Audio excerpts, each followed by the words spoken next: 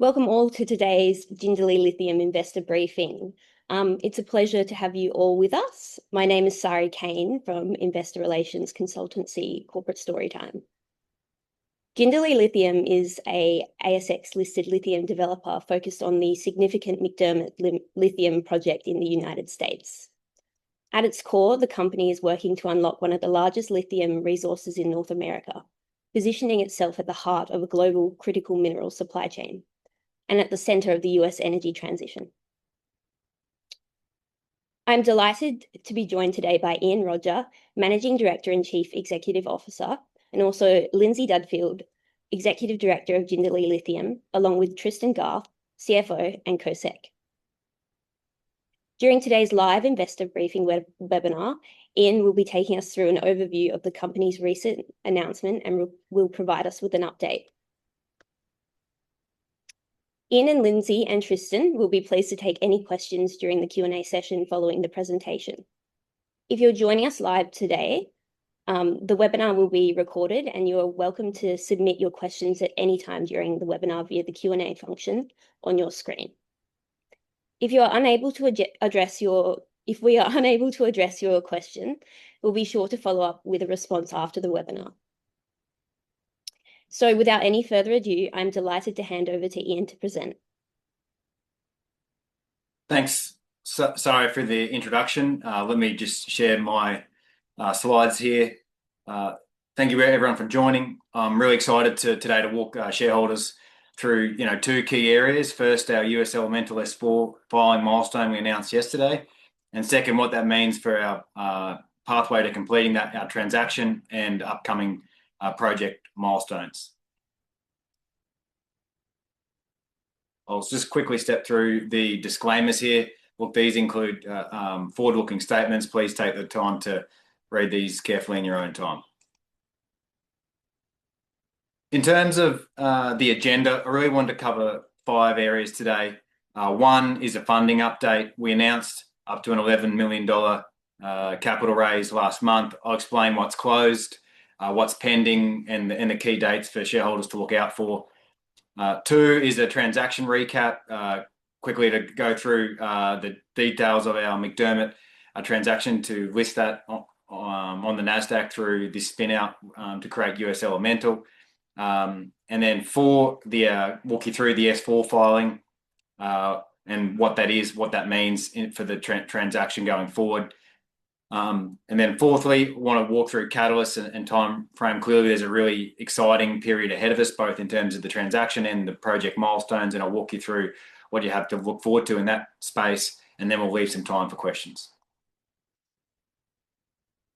In terms of the funding update, as I mentioned, we announced up to an $11 million capital raise on the 8th of May. It has several components. The first being a placement. We've closed an $8.4 million placement. The remaining, an $8.5 million placement, 8.4 is closed with the remainder subject to shareholder approval, which will be expected to be voted on at the general meeting on the 30th of June, so later this month. The key terms of the placement are shares at 46 cents and a 1-for-1 attaching option with a 60-cent strike and expiry 30 June 2029. We intend to list those options as well so they can trade subject to ASX approval. Alongside that, to give shareholders access to the same opportunity, we are running an entitlement offer to raise up to $2.5 million. We just extended the offer period to the 12th of June. That's really important. It was due to close on the 5th. We knew the S4 volume was imminent. We wanted to give shareholders the opportunity to still participate in the entitlement offer and have an extra week. The key terms of that entitlement offer is a 1-for-19 shares for those held, I think, at 13th of May. The terms are the same as the placement at 46 cents with that 1-for-1 attaching options. I guess the point I make around the options, if you have a look at our existing listed options, particularly our JLL ones, which have a similar expiry but a higher strike, there's material value ascribed to them. And so we think it's really attractive, and we encourage shareholders to take a closer look at this while the offer period remains open to the 12th of June. It's also important to note that there's a top-up offer under that entitlement offer. What that means in reality is that if you want to take more than your 1-for-19 allocation, you have the ability to express that interest, and if there's a shortfall, you may be able to get some additional allocation. So please take a closer look at that. The details of that are clearly through our prior ASX releases, but really wanted to flag that opportunity to existing shareholders that may be on the line. In terms of the broader commitments in the capital raise, we had a minimum of $10.2 million commitment. Clearly, there's an $8.5 million placement. We also had $500,000 committed both through the placement and the entitlement offer from directors and management, including Lindsay, myself, etc., and as well as a $1.2 million entitlement offer shortfall commitment. So the pleasing thing is we've got a pathway to at least $10.2 million with potential up to 11. So very strong position to get through a number of key milestones ahead of us, and that sort of takes me to the use of proceeds. Really, primarily is to fund the US Elemental transaction to close in the second half of this year, alongside progressing key project activities at McDermott, which are driving near-term catalysts.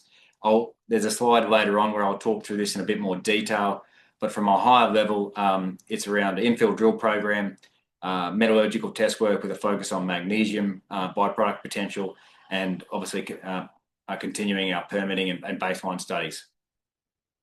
Before I move on to this slide, I really wanted to highlight an important date for existing for shareholders is our general meeting on the 30th of June, so later this month. There's a notice of meeting that's been posted to the ASX, so please take a closer look at that. But that meeting is convened to approve the ratification of the placement and the attaching options, as well as the director placement and broker options. And importantly, it also will vote. Shareholders will also vote on the US Elemental transaction to approve our spin out of McDermott and the creation of US Elemental. So I'd encourage again shareholders to take a close look at that in that upcoming meeting in a couple of weeks here.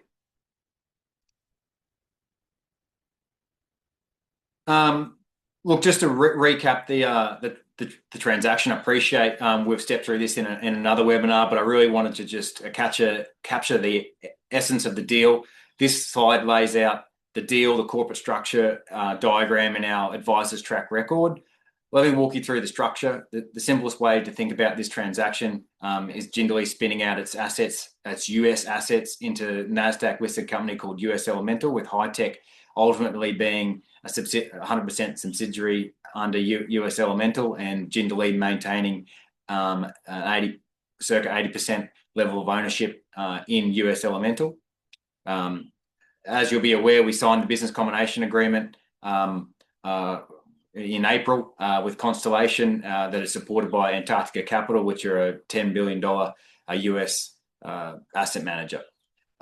Importantly, this transaction, has a real $500 million equity implied valuation on McDermott and our US assets, which highlights a disconnect with the Australian market cap and provides the basis to raise less dilutive capital going forward.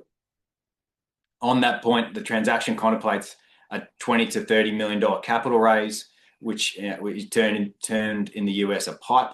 And that includes a binding $4 million commitment from Antarctica affiliates, of which about $1.5 million US, I should say, has been already committed upon signing the BCA in April.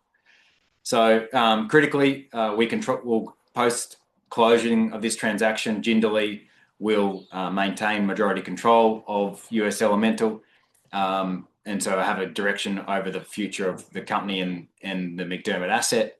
The target is to close this transaction in the second half of this year. That remains on track with our S4 filing, and I'll get into that in a second.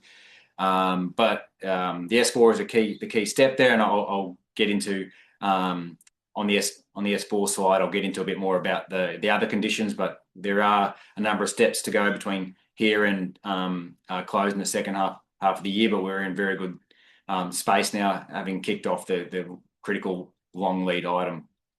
The last point I really wanted to highlight on this is that the Cohen, our financial advisor and lead placing agent in connection with this transaction. So we're not doing this alone. Cohen and Company are a leading a de-SPAC investment bank out of New York. They've done a number of de-SPAC transactions, 8 in the critical mineral space, raising over US $180 million as part of those de-SPAC processes. We've been working with them over the past 12 months, and so they're highly supportive and guiding us through this transaction. Just retouching on the strategic rationale, really everything on this slide answers one key question: how do you fund a project this big without destroying value for existing shareholders? And really the US listing plugs McDermott into the deepest pool of critical mineral capital in the world. As I pointed out, the implied equity valuation materially above where Jindalee is at today, and providing a less dilutive pathway to funding Jindalee through the next phase of project development, and providing a stronger platform to access US government funding, etc. This isn't theoretical. The capital is already moving. If you have a look at the chart in the top right, we've seen an order of magnitude change in the capital flowing into critical mineral, US critical mineral plays, as evidenced by the flows into the ETF there that have sort of gone up circa tenfold from over the last, from the previous 18 odd months. So there's really strong capital flowing into the sector, and that's really translated into other pre-development critical mineral companies that have also gone public in the US through this sort of de-SPAC merger transaction, very similar to the transaction that we're looking to complete over the next couple of months here. In particular, the most recent transactions are USA Rare Earths and Eagle Energy Metals. Again, both pre-production critical mineral plays, both raised significant capital on de-SPAC, and in USA Rare Earths case have gone on to raise a large amount of different capital and really grow the business. The other case study there I draw people's attention to is Critical Metals Corp. Ultimately their largest shareholder is European Lithium, and ASX listed company, so it's been a very similar transaction to what Jindalee is looking to complete with US Elemental. That's been a hugely value accretive event for European lithium shareholders. I'd encourage MST Financial have completed a bit of research on our transaction, including the case study on European lithium. So I'd encourage shareholders to take a closer look at that report, which is available on our website. With that in mind, let me get into the S4 filing and what that means and what happens next. So yesterday, late last night, I guess, New York time, we filed the S4 registration statement with the SEC. And that's really a major milestone, and as I've highlighted, on the critical path to close the transaction in the second half of the year. The S4 is a combined proxy statement and prospectus document covering US Elemental transaction terms, risk factors, McDermott level project disclosures, and financial statements. This has been a mountain of work, included US audits, technical reports, and that's why it's a key milestone. There's a iterative process from here where the SEC reviews, issues comments, we respond and amend. That can take multiple rounds. That's perfectly normal if you look at similar transactions. But the key milestone is getting started, and we've been working on this for a number of months, so it's pleasing to get that under our belt and another step towards completing this transaction. Before the transaction completion, the S4 must be declared effective by the SEC, followed by Constellation shareholder approval, and closing, as well as other closing conditions being NASDAQ approval, and minimum cash, etc. All of which are disclosed in our BCA ASX announcements. It's important to note that the SPAC sponsor, being an affiliate of Antarctica Capital, signed a support agreement to support the transaction. So we don't anticipate any issues around Constellation shareholder approval. On our side, Jindalee shareholder approval is a separate step expected. We put to a vote at the general meeting later this month, 30th of June. And so shareholders have the opportunity to vote. It's worth noting that as part of the BCA, we announced that Lindsay Dudfield and associated entities have signed a commitment letter to vote in favour of the transaction as well. So that's important to note. Lastly, the point I really wanted to highlight on this slide is that this S4 document also provides a comprehensive US public company disclosure standard of financials and project level information, which is important as a tool to engage with potential PIPE investors. Resultingly, we'll be in the US later this month, continuing our PIPE marketing and further investor engagement, and we expect that'll be firmed up as we get closer to transaction close in the second half of this year.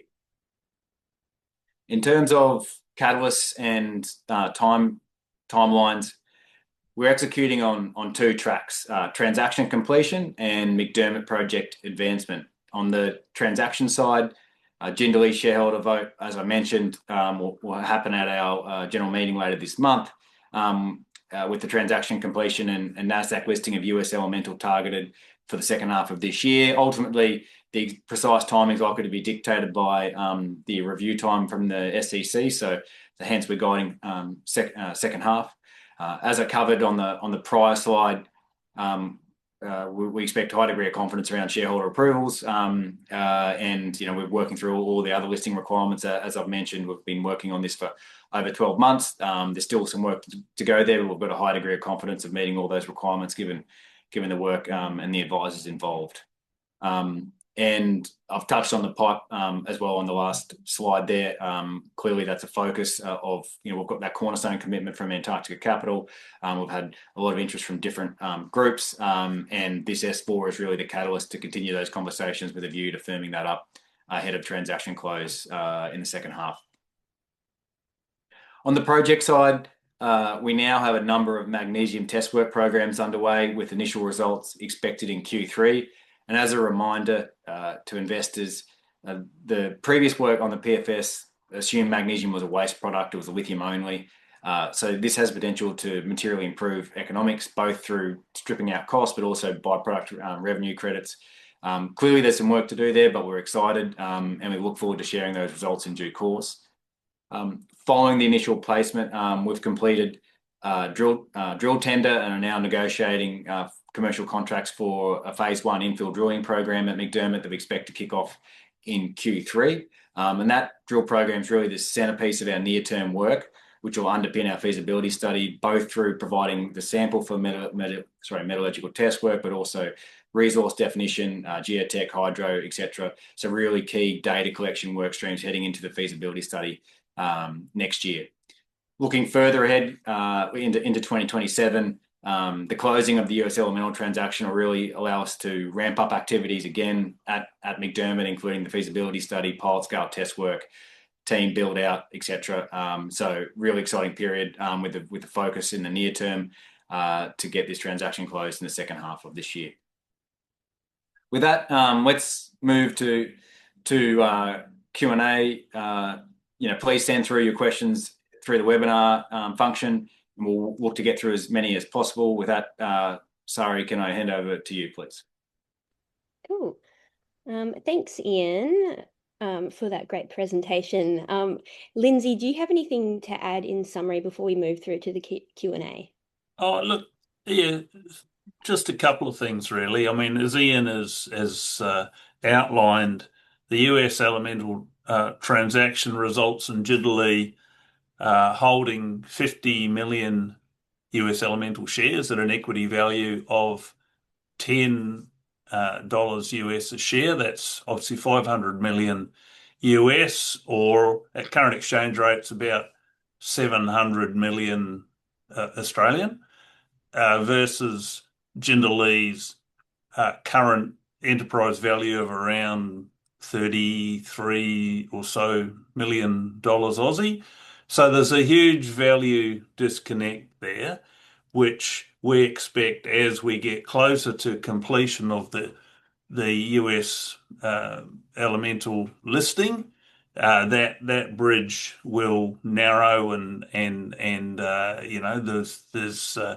there's potential very good upside there for Jindalee shareholders, which brings me to the next point, obviously Ian sort of, mentioned that we currently have an entitlement issue underway. It's now closing on the 12th of June, so Friday week.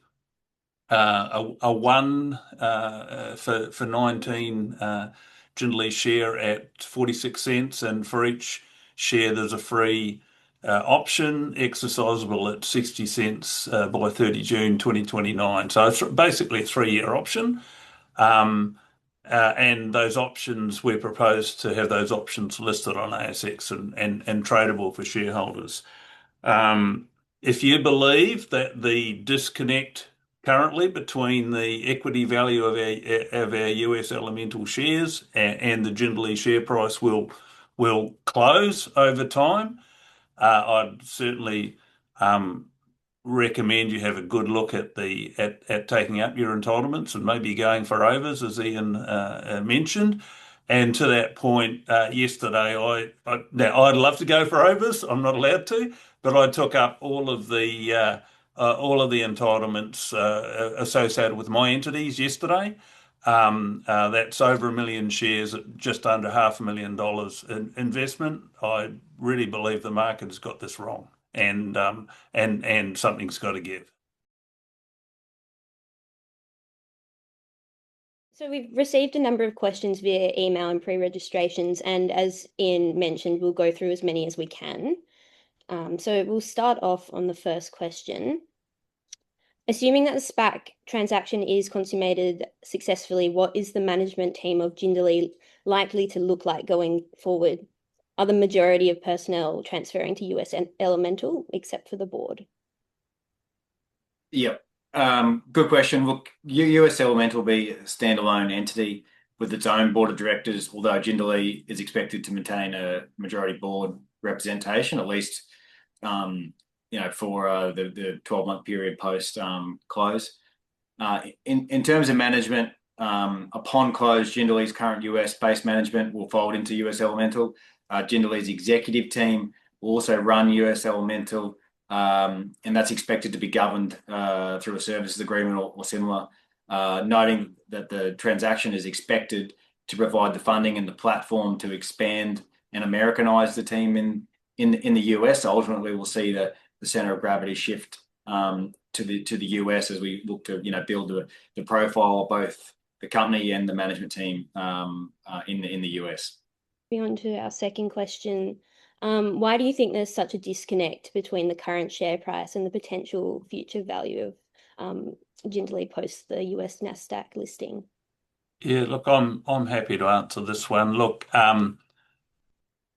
we think, as I touched on in the comments, there is a huge disconnect, and people say the market is always right, but it's not always right. I believe it's got this one wrong, but it's up to us to convince the market that this deal will complete, and obviously the lodging of the S4 is an important step towards completion. We think a large part of the disconnect is basically geography. We have one of the largest lithium deposits in the United States, and yet our primary listing is in Australia. And Australian investors don't understand the US markets and structure of resources in the US. They understand, in the case of lithium, they understand spodumene very well. It's a mine and ship proposition and relatively low capital hurdles to get into cash flow. And that's worked very well. This spodumene, export of spodumene out of Western Australia. This is a chemical project requiring a large amount of capital, but the reason for listing the project in the US via US Elemental is to tap the very deep capital markets that exist in the US that can assist building what is a mine with a chemical plant tacked onto the back of it, and we think this is listing it in the US will eventually and maybe it won't take that long actually close the gap. In the meantime, we can only focus on what we can control. So, we're working obviously on the permitting, and we had that big permitting milestone, the EPO, the end of last year, completing the technical work, and then over time, I'm very confident that the gap will close, and certainly if it's not Australian investors, US investors will appreciate the value of the project and mark us up accordingly.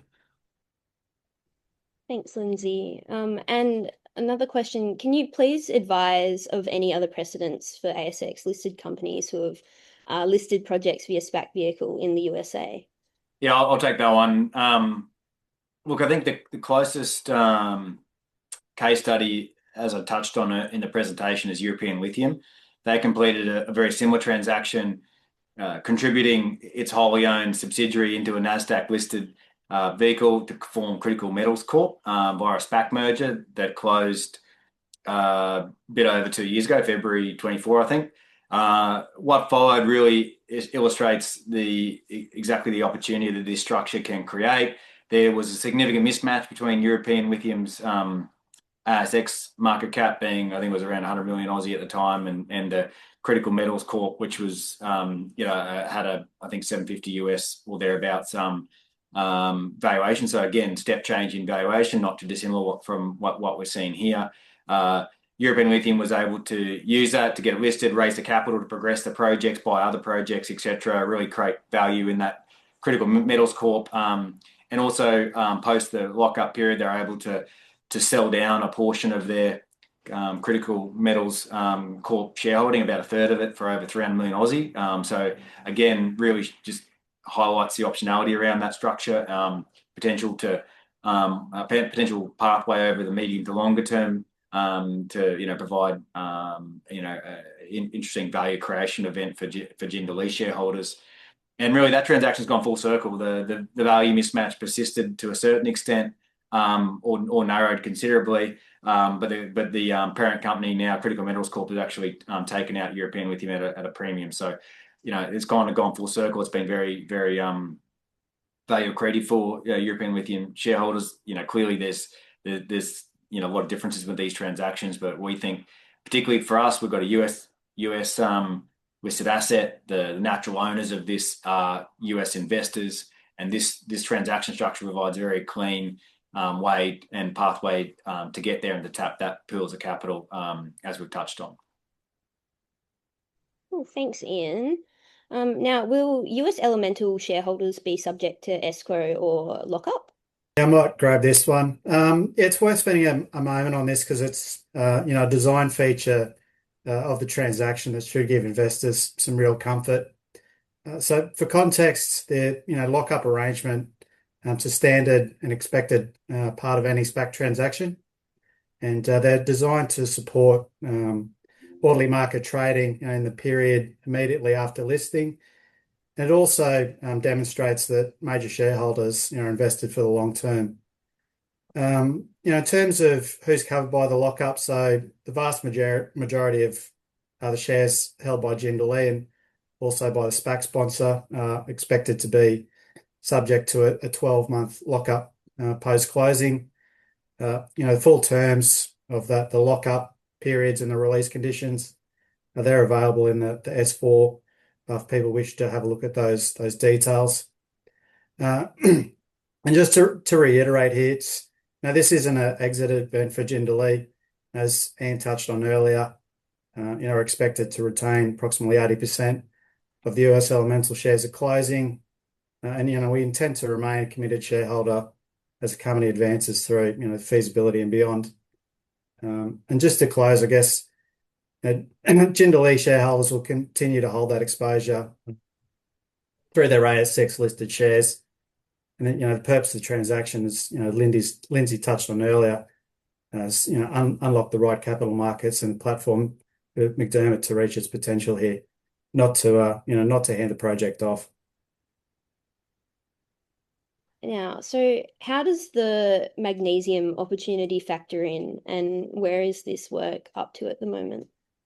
So I'll take that one. Sorry. So the magnesium, as I touched on maybe take a step back. The PFS we completed with Fluor end of 24 was just based on lithium alone, produced what we assumed to be a magnesium byproduct. It was a contaminant that incurred costs to remove it out of the flow sheet. And we identified it then as an opportunity. We've now done some initial test work, demonstrated we could produce a saleable magnesium low-value agricultural product in magnesium sulfate. But we've now got a number of additional work streams underway looking at pathways to higher value magnesium products, specifically magnesium compounds that could be used eventually into magnesium metal production.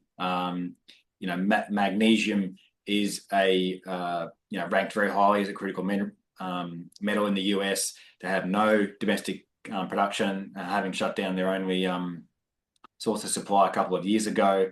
It's a very acute need that is dominated by China and the circa 90% level of control over the market. And so very strong interest from as you'd expect from different parts of the US government around the magnesium angle. Look, this test work, looking at a number of different alternatives and pathways to get to those high value products. We're very excited about it because it has potential to strip out costs and also add in revenue. That being said, look, there's a bit of work to do to go on this, but we want to get this work done ahead of a feasibility study so we can decide if and how we incorporate that into future study work. So very excited to see where it goes. And you've flagged assessing new assets. What is your strategy and where are you up to at the moment? Happy to take this one. So Jindalee listed in July 2002. So we've been listed, coming up to 25 years now. Certainly, certainly over, we're at 24 currently. We've always been a project generator. We've identified opportunities, added value to projects as we took them up the value curve, and then look for some sort of catalyst to monetize or create value from our shareholders. And sometimes it was selling the project or joint venturing it. We've had several successful spin-outs of we spun out our uranium assets in 2005 as energy metals, and that was a great result for shareholders, priority entitlement to the spin out to Jindalee shareholders, and Jindalee maintained 40% of energy metals and sold that into a takeover from Chinese Guangdong Nuclear Power Company, and that enabled Jindalee to pay a fully franked dividend back to shareholders, and I think it was 2010. More recently, we spun out our Australian assets as dynamic metals, and dynamic are trading at about 3 times the IPO price, and got some pretty interesting things on the books at the moment. So what we're looking to do, obviously, with the US Elemental transaction is to spin McDermott out into the US markets this time, a market that we believe, as Ian said, the natural owners of the project are Americans, and they've got the capital to develop a project which is in the national interest. With that transaction, we expect to create a lot of value for our shareholders over time. So what next? Jindalee will remain listed. It will be a majority. Its main asset will be a majority holding in US Elemental. We will look to do it again, and also ASX listing rules require us to have activity and not be just a passive investor. So we'll be looking to, it's in our DNA to, as I said, identify undervalued opportunities and add value to them and take them up the value curve for the benefit of our shareholders. So we'll be looking to do that. We've started in a very, very early stage, started looking at new opportunities. And obviously, as we identify projects that we think we'd like to put our foot on, we'll update the market. So. And now, what is the scope of the phase 1 drilling program under the EPO? I'm happy to have a go at that one as well. So, the EPO, the Exploration Plan of Operations, as I said, that was a major permitting milestone we completed end of last year that enabled us to do a lot more activity on the project, and that activity is dominated by an infill drilling program. As Ian mentioned, with the placement recently completed, we've been able to call tenders for the drilling. We've identified our preferred drilling contractor, and we're just negotiating the final terms of the contract with them now. Expect to kick off drilling in the September quarter, commencing with a water well, which is designed to provide water for the drilling, so we don't have to cart water long distances over the gravel roads up to the project. And so the drilling will be infill drilling on the main part of the deposit, designed to not only improve the confidence of the resource and lift it from it's currently indicated and inferred, so to measured and indicated using the JORC parlance, and also that enables us to then increase the reserves at the project as well. The core, it'll be a combination of reverse circulation and core drilling. The core will be used for metallurgical test work, and as Ian mentioned, we've got the magnesium test work underway. There's potential to create a lot of value by doing more work on the lithium extraction, particularly the beneficiation. We see a lot of low-hanging fruit there to be, with the fresh sample from the current, proposed program. And also there'll be environmental implications as well from the drilling. We'll be able to put water monitoring holes in place. We'll be able to do, geotechnical drilling, etc. So, all of this will feed into the feasibility study, which we expect to commence next year. Thanks, Lindsay. And now for our final question. Will Elemental be listed in Australia or only on the NASDAQ? And will retail Jindalee shareholders be in the 12-month lockup period? I'll take that one, Sari. So a couple of important clarifications there. So US Elemental will be, a spin out of Jindalee listed on NASDAQ only. Jindalee shareholders will not have shares in US Elemental. Their shares will be in Jindalee. They will not have any restriction or any lockup. They'll be freely tradable. It will be Jindalee Lithium will hold the majority position in US Elemental, and those shares will be locked up in Jindalee. That's a design feature of the transaction. There will be no in-species distribution, etc. So Jindalee shareholders will not, they'll indirectly hold US Elemental shares through their Jindalee shareholding. They will not hold them directly, and US Elemental will only be listed on NASDAQ. And Jindalee will remain listed on ASX. Correct. Yep. Thanks, Ian.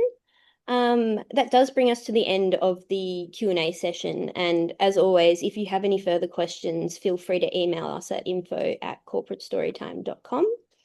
Ian, before we close, do you have any final comments you'd like to share?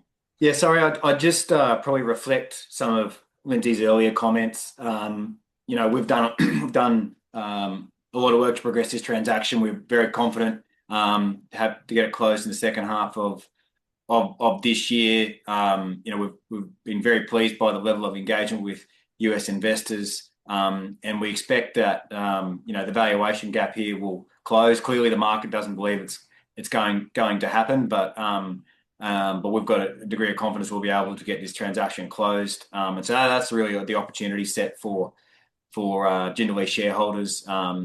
And pleasingly, as part of the recent capital raise, we had some US groups, come involved in Jindalee because they can see, the potential for that valuation gap to close. And so, I just encourage shareholders to look at that, and we'll look forward to executing on the transaction and a lot of these catalysts in the next 6 to 12 months. And and look forward to getting it done.